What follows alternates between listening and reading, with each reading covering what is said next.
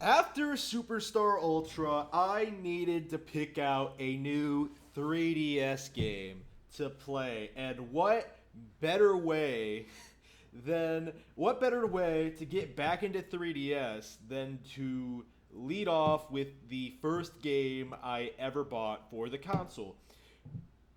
Kid Icarus Uprising, the 2012, I believe, release that one of the first major 3DS games, one of the ones I was excited for when I first heard about when I first heard about the console, when I heard it was coming out on the 3DS in, I believe, E3 2010. I wasn't following E3 at this time. I was completely out of touch with gaming in general. And in fact, the interesting thing about Kid Icarus Uprising, I feel, is that this is the game that got me back into Nintendo. It's not my favorite game. It's not like my best game ever or anything like that. But to deny its influence on me, like on the channel, on my presence on YouTube, like my opinions, my worldview, that would be very, very understating it. Like I do feel that Kid Icarus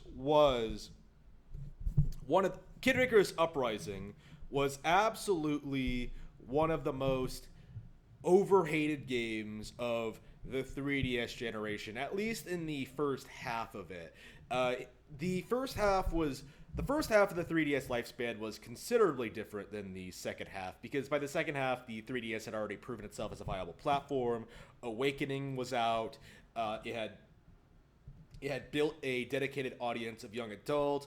Pokemon was successful. It was a juggernaut by that point. But before X and Y came out, there was this very very strange, very very almost Wii U ish sort of agenda targeted towards the 3DS. And being someone that wasn't following gaming news, that wasn't playing a lot of games, that was too busy like smashing chicks and doing all of this stuff, like I was not really paying as much attention as I do now. And for the longest time, I was not interested in buying a 3DS. I had no reason to. I had plenty of old games I wanted to catch on. I had plenty of things I wanted to accomplish in my personal life. I wanted to like do things. I wanted to go out and experience life. I had other goals, other aspirations. It wasn't until like I was perfectly willing at that period to accept that the 3DS was disappointing. I had no interest in buying a console for like a single Mario game or like inevitable Pokemon game. Like I was mostly just interested in just doing what I wanted to do, right? Like experiencing what I already had and living my life, right? So buying the 3DS, it didn't come about at all until Fire Emblem Awakening came out. Like Fire Emblem Awakening is actually, and the hype that got, like the legitimate like mainstream hype that got, and me being a big fan of Path of Radiance on the GameCube, like I absolutely had to go out and get it. So I went out, I bought a 3DS with my own money. It was the first console I ever bought completely with my own money, I think.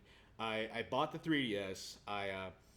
I looked on the shelf for first games to buy, and I did not get Fire Emblem Awakening because I did not want to buy a super expensive game for my first game on the 3DS. So I was looking at like older used games. I didn't find a whole lot, and I came across Kid Icarus Uprising, and by this point, right, Kid Icarus's Uprising's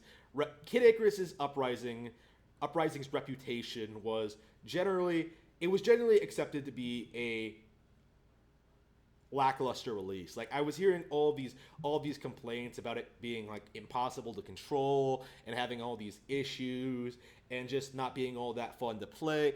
Very similar to the narratives that games like Star Fox Zero, Arms, and other Nintendo properties get today. So I went into this thing completely blind, right? Like I thought like, well, this should keep me occupied for a couple of days at least until I get my next paycheck and I can buy Fire Emblem Awakening. So I I went out, chose that game. I bought a used copy for like $20. I took it home and I played it steadily over the next couple of days. I enjoyed it so much. I was taking it to school and playing through like all these chapters. I was taking it to like sporting events and stuff like that. Like I was absolutely in love with this game. Like right from the get-go. There was no learning curve. There was no like realization that there was no like there was no agreeing with the critics. There was no like thinking this was a niche title for like a niche audience. No, this was a legitimately really good, really engaging, really fun shooter. Like it is the phenomenal rail shooter. Like probably not on par with something like a Star Fox Zero, Star Fox 64. Maybe not quite on that level from a gameplay perspective. I'll probably get onto that for another video, but there is no real denying that the game had incredible production values. I would still say it's one of the best looking games on 3DS. With great characters, great dialogue, and memorable, engaging gameplay that sort of blends into the cinematic style of the presentation. It's so interesting how the game sort of blends its cutscenes in with these boss fights. Right, there are no cutscenes in between missions. Like the entire story is told through the gameplay. Like you're flying through volcanoes, you're fighting dragons above the sky, you're like chasing dragon heads through villages, you're rescuing people, and you're having conversations about what you're doing, why, what the enemies are trying to accomplish, what their goals are, who they are, what their personalities are. It's such a fresh, unique take on Greek mythology, which is traditionally rather known to be rather bleak and tragic. Greek tragedy. It's kind of a notable thing, and this is much more whimsical, and it feels a lot like a Saturday morning cartoon in a lot of respects. But then it has that sort of it legitimately gets you invested in what's going on, and then keeps shifting things up. Like virtually every mission, you're doing something completely different in the story. Like sometimes you're fighting, a lot of times you're fighting completely different antagonists, and then other times those antagonists are fighting each other, and then you're all working together to do another threat, and then you have to deal with the main antagonist. Like it's this incredible barrage of like shifting allegiances and like all this crazy stuff that makes everything so engaging to just to be involved with.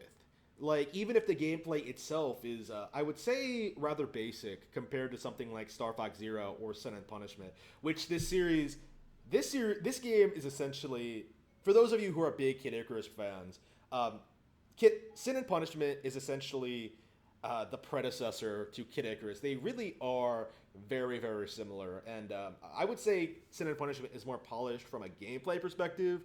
The main thing about like Uprising is like it's really unique environments, it's great presentation, and it's customability. Like you can equip all sorts of items, you can arrange all these powers that do radically different things. Like really customize Pit to how you want him to be, as opposed to Sin and Punishment, which is more of a pure action game. And I do prefer the pure action gameplay of Sin and Punishment, but I don't think there's any denying that out of those three, Star Fox Zero, Sin and Punishment, Star Successor, and Kid Icarus Uprising does have the best visuals, the best presentation, the best storyline, the best plot twist. This might be one of the best written Nintendo games ever. I can't think of any other first-party Nintendo game that gets me so invested in what's going on than this one. It's I was playing this, and I'm about like 12 chapters in. I think I just beat chapter 12.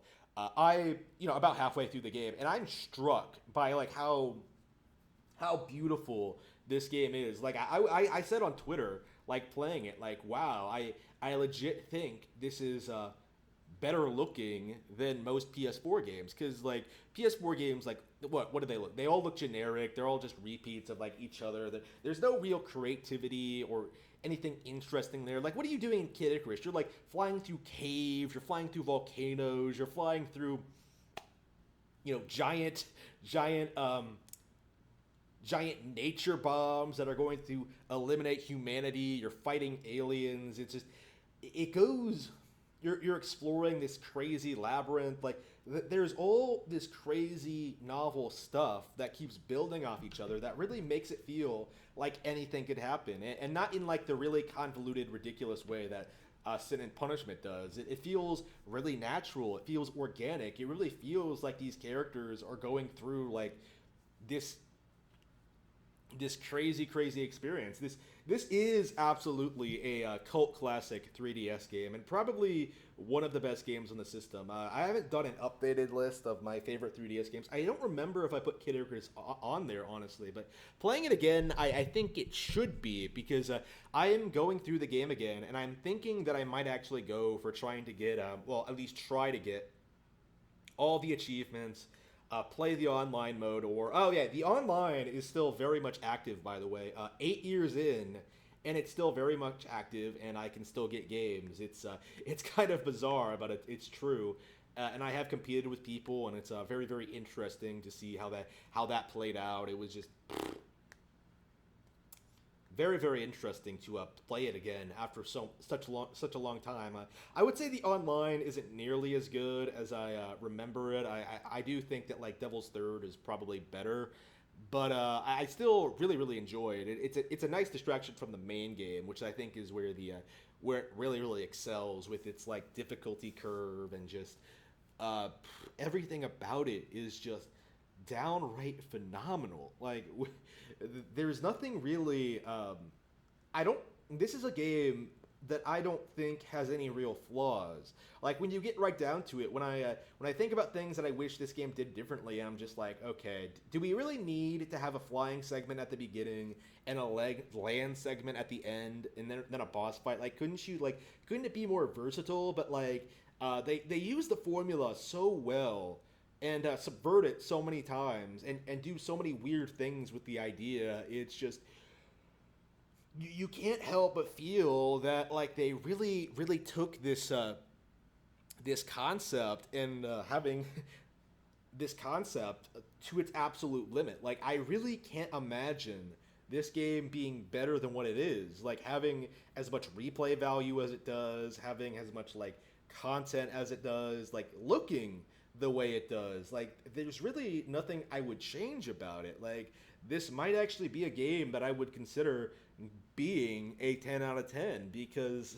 there's nothing about it that I think really suffers or falters at all. Like when you get right down to it, it's a game that's basically endlessly replayable, fun to replay. Like when you get right down to it, it is an absolutely thrilling rail shooter, and I do think people need to be more aggressively pushing for a sequel. Like this is definitely one of the games that certain people, I'm looking at you, Jim Sterling, desperately tried to damage control upon release. Like this was like the proto Star Fox Zero in a way, in which a bunch of people came out and tried to pretend that the controls were broken and didn't work, when that's really not true. If anything, I was really surprised coming back to it after such a long hiatus. I don't think I've played this game since 2015. After such a long hiatus, I was able to immediately come back on and immediately do what I was doing when I left off, with no real hesitation. Right, I got back into doing everything I was doing right away. It was quick, it was easy, it was fun, and it really makes you appreciate the game more as you come back to it. It reminds me a lot of like classic Super Nintendo games in a way, and like even when you 100% them, they're so well made and so engaging that you can't help but play them over and over again. And that's not praise I give lightly. You know what I mean? Like I've gone on record saying before that Super Nintendo games are the best because they're so endlessly replayable and they never get boring, and you will always enjoy your time with them. Meanwhile, there are very few games made today that can compete on that caliber. There are a handful. I would say Breath of the Wild is on that list, and I think Kid Icarus Uprising might be too, and maybe Fire Emblem Awakening might be as well if I actually get around to playing it. Which I think, considering it was the second 3DS game I picked up, it might be the game I play next after I finish Kid Icarus Uprising. So that's gonna be an interesting thing to sort of see here. I am thrilled about coming back to this game again. I don't think I'm going to stop with a single playthrough. I think I am going to go and get better weapons, play around with the weapon fusion system, upgrade my weapons, experiment, like do all this stuff, collect things, beat things in the highest difficulty, collect all the trophies, play online. There's so much to do here. Like, even after all these years, this really is an amazing video game, and game journalists cannot take that away from me.